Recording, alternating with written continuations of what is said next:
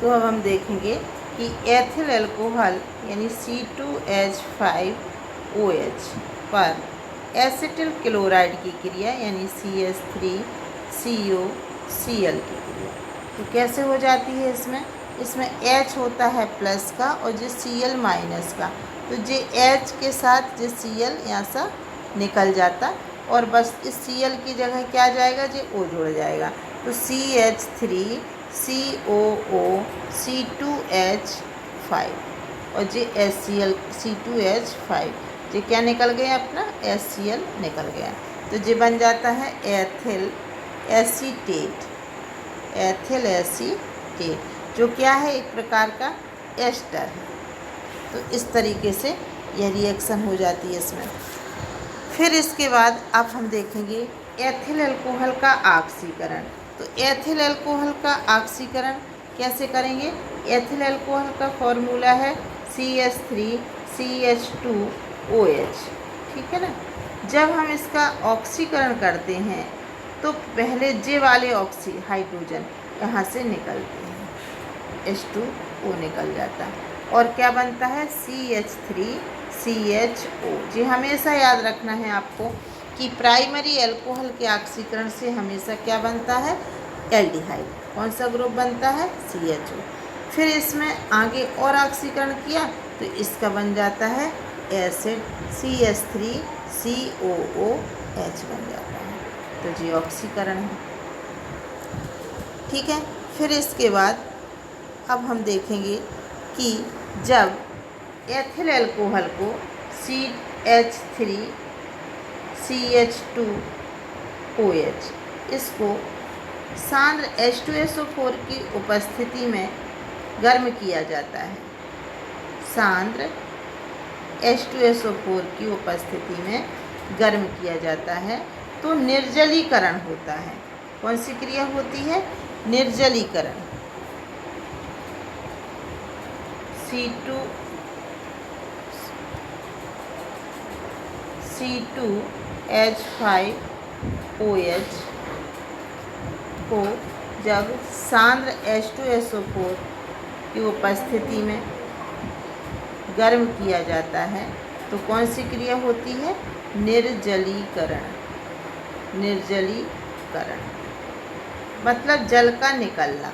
तो इसी में से यहाँ से H, एक H और जो OH H2O निकल जाता तो बचता क्या है, C2H4 मतलब एथीन बन जाता है, ठीक है।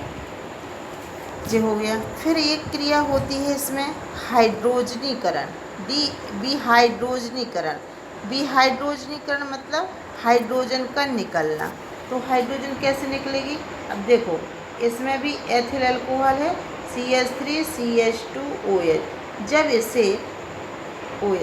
जब इसे कॉपर के साथ 573 केल्विन या 300 डिग्री सेल्सियस, ये भी इम्पोर्टेंट रिएक्शन है।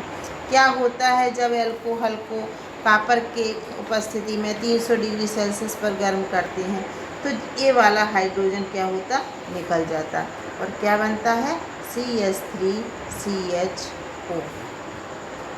ऐसे रिएक्शन हो जाती है, ठीक है। फिर इसके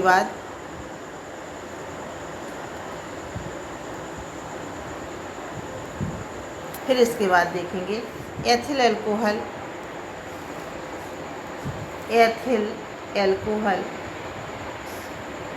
CH3CH2OH है ना। इस पर क्या किसकी क्रिया करना है, क्लोरीन की। तो पहले क्लोरीन की ऑक्सीकरण क्रिया होती, जो क्लोरोफार्म में आपने पढ़ा है कि ये हाइड्रोजन निकल जाता तो क्या बन जाता है CH3CHO, मतलब ऑक्सीजन जैसी क्रिया होना है। फिर लेकिन जो आगे क्रिया होगी वो हटके होगी। फिर जब क्लोरीन की दोबारा क्रिया होगी तो क्लोरोनीकरण होगा, मतलब जो H निकल जाएंगे तीनों, Cl के साथ 3Cl लग जाएगा और बनेगा CCl3CHO। क्या बन जाता है, क्लोरल। इसका नाम क्या है, क्लोरल। इम्पोर्टेंट कंपाउंड है जो कि DDT बनाने में यूज होता है, ठीक है। इस तरीके से यह रिएक्शन हो गई। एक और मैं बताती हूँ इसको, एथिल अल्कोहल पर ग्रिग्नार्ड अभिकर्मक की क्रिया C2H5, एक मिनट, C2H5OH प्लस MgOH5,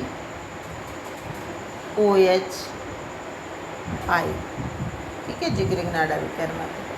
तो इसमें जो OH है और जो H है वो कैसा जी, यहाँ पे सॉरी क्या लगाना है, CH3, ठीक है, कोई भी एल्किल मूलक CH3 लगा दें, CH3 लगा दो, C2H5 लगा दो, जो लगाना है लगा दो। तो मान लीजिए JH कैसा होता है, प्लस का, O माइनस का, और J माइनस का है, J प्लस का है। तो यहाँ से जाके JH किससे जुड़ जाता है, CH3 से।